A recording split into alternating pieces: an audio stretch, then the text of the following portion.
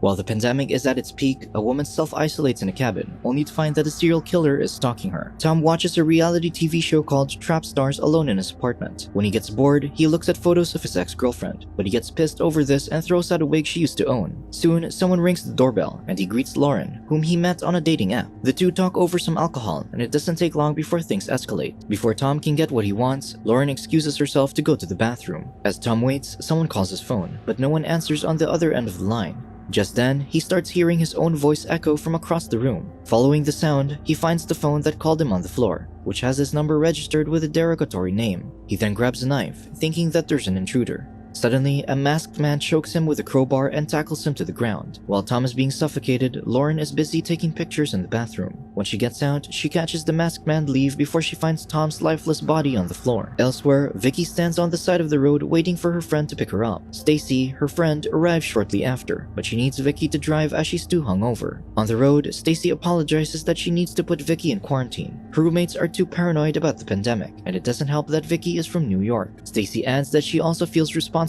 since she told Vicky about webcamming, which is why her boyfriend broke up with her and kicked her out. Vicky reassures her that she gave her an easy way to earn money and her boyfriend was trash anyway. She then decides to use her time in quarantine to do webcamming so she can soon afford a place of her own. Later, they arrive at Stacy's cabin, where Vicky will stay for a week. Stacy gives her a list of contacts, mentioning a young couple who are her only neighbors in the area. She then leaves shortly after. That night, Vicky watches Trap Stars, where Paris Hilton is the host. Suddenly, the power goes out. Then she starts hearing footsteps coming from outside. When she goes to check, she doesn't find anyone, though she discovers that someone purposely turned the circuit breaker off. The following day, while Vicky talks to Stacy on the phone, she gets a request from her biggest client, whom she hates because he takes his role-playing too seriously. However, she can't turn him down, so she gets into a call with him. During the call, Vicky plays her part, calling him her husband. The client wants her to make a special video just for him, which Vicky agrees to do later. After this, she decides to relax by the porch, falling asleep until nighttime. She awakes to the TV powering on by itself, so she goes inside to check it. As she mutes the TV, a masked man passes behind her unnoticed. She hears the floorboard creaking, so she follows it to the front porch. Unbeknownst to her, the man is standing on the roof, just before the edge of the porch.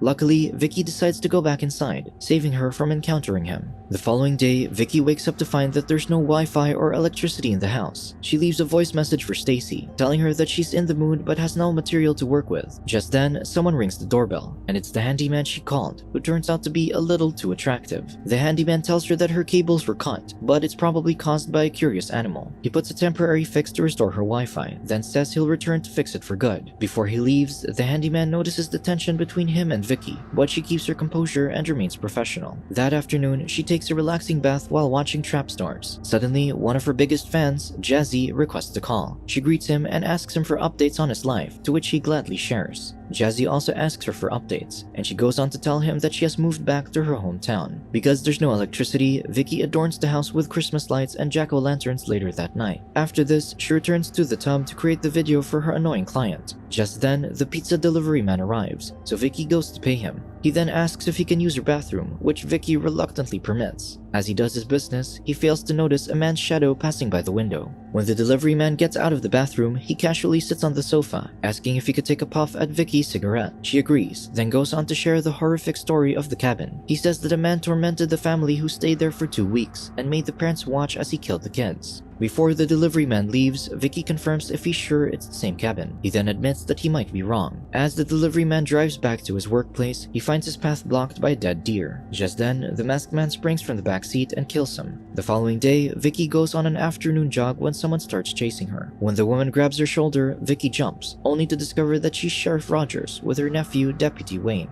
Roger shares that she's checking on her neighbors since their relatives couldn't get a hold of them. She then offers Vicky a ride home because it's getting dark. During the ride, Wayne talks about the recent killings in the nearby town, where a notorious crowbar killer is said to have murdered women around Vicky's age. He adds that the killer murders everyone close to the victim, then saves the women for last. Rogers then tells Wayne to shut up because he's scaring Vicky. When they arrive at the cabin, Vicky notices that the door is open. Suspicious, Rogers tells them to stay in the car while she goes inside to inspect. After waiting a few minutes, Rogers suddenly screams, making Vicky jump into action with Wayne following her. When they get inside, they're greeted by a masked person, who turns out to be Rogers. She laughs at their reaction, then reassures Vicky that the house is secure. She adds that the wind probably opened the door considering that her lock is quite old. Later that night, Vicky gets into a call with Jazzy, where he teaches her how to dance. As the two enjoy their time, Vicky gets a call from her obsessive client, so she bids Jazzy goodbye. Once she gets on the other call, she excuses herself to get dressed. When she returns, the client asks her to make another video without the mask, so he can see her eyes when she tells him that she loves him. Vicky agrees, so they discuss how much the video costs. The power suddenly goes out, so Vicky checks the circuit breaker. When she returns to the cabin, she peeks into the window blinds and sees a man fast approaching.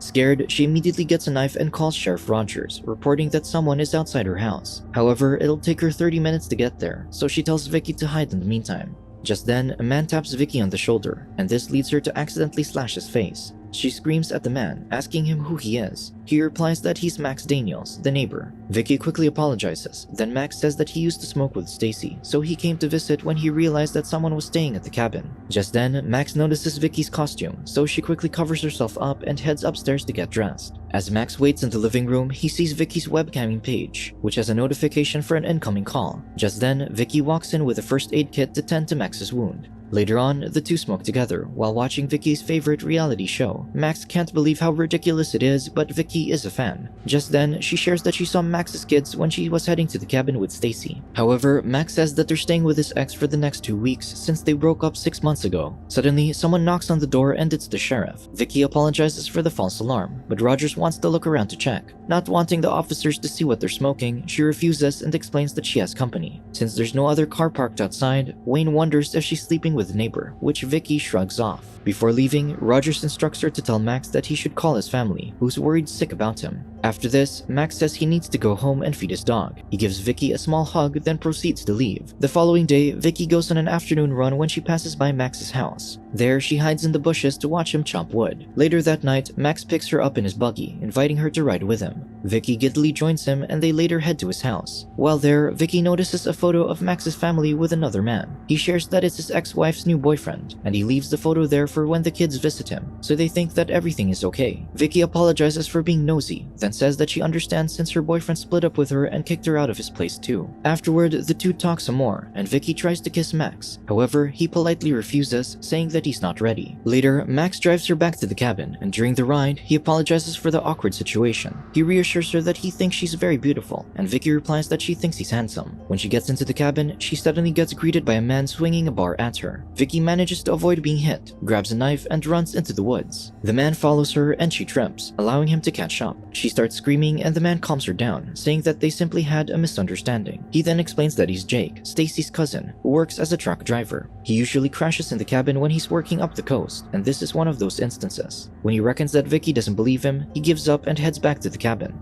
Later that night, Vicky apologizes to Jake about the incident. He then shows her a childhood picture of him and Stacy, which backs up his claims. Just then, Vicky grabs a bag of stimulants that Stacy left for her. She's never tried them before, so Jake explains what each of them does. After this, they smoke together, which leads to a euphoric experience. Being high, the two copulate in the bathtub. Then they watch a movie before sleeping. The following morning, Vicky finds that Jake has left. When she heads to the front porch to look for him, she sees bloody footprints on the ground leading to the other side of the house. To her surprise, she encounters the handyman who arrived early to fix her circuit breaker. The handyman explains that he had to pull a dead deer that blocked his path earlier, which explains the blood on the porch. After this, he goes on his way. As he drives, he realizes that a police car is tailing behind him, so he pulls over. To his surprise, it's not Sheriff Rogers. That night, Vicky gets on a call with Jazzy, who shares that he just had the most amazing time dancing with his wife. However, hearing this makes Vicky tear up. She explains that she's only tired, but in reality, she's bothered by Jake, who easily left her. Later, she gets into another call with her client, who instantly greets her with cuss words.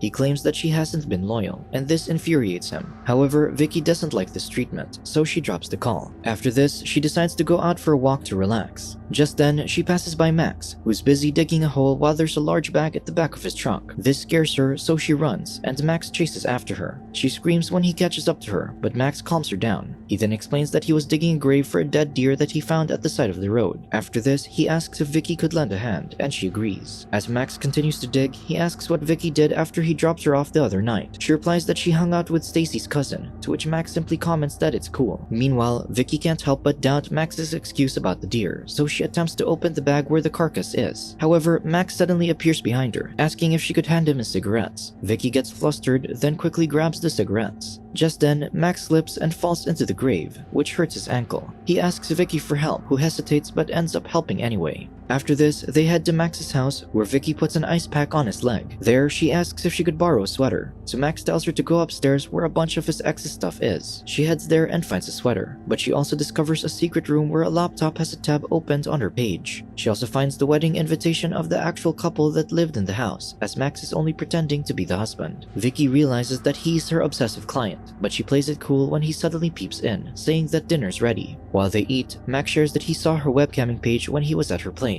He goes on to mock her job, saying that they're tricking men into falling in love with them for money. During this, Vicky gets dizzy, making her ask what he put in her drink. She suddenly blacks out, then wakes up cuffed to the bed. Max rants that he went through a lot just to be with her. He also brings out a ring that he got after Vicky said she wanted to marry him. Vicky realizes she can use this against him, so she tricks Max into uncuffing her so he can propose properly. Vicky plays the part, pretending that she's happy to be engaged. However, Max doubts her, so she reassures him by pleasuring him. As Vicky kisses him on the bed, she tells him to close his eyes as she's about to blow his mind. As soon as he does, Vicky smashes a lamp on his face, allowing her to escape. With the dog outside the door, she escapes through the secret room instead, where she finds the belongings of the people that Max killed, including the neighbor's children, the pizza boy, and the handyman. Just then, Max appears, but Vicky makes it outside and steals his buggy. As she drives away, she gets surprised by another vehicle's headlights, so she falls off the buggy. She screams at the person approaching, but it only turns out to be Jake. Vicky warns him that they must leave because the crowbar killer is after her. However, Jake wants to confront the killer himself. Suddenly, the headlights from Jake's truck power on, so he tells Vicky to leave while he fights Max. However, Jake doesn't last long, as Max knocks him out with a crowbar. Meanwhile, Vicky goes to the cabin and tries calling Rogers. When she gets no response, she calls Jazzy and gets him her address, telling him to call the cops.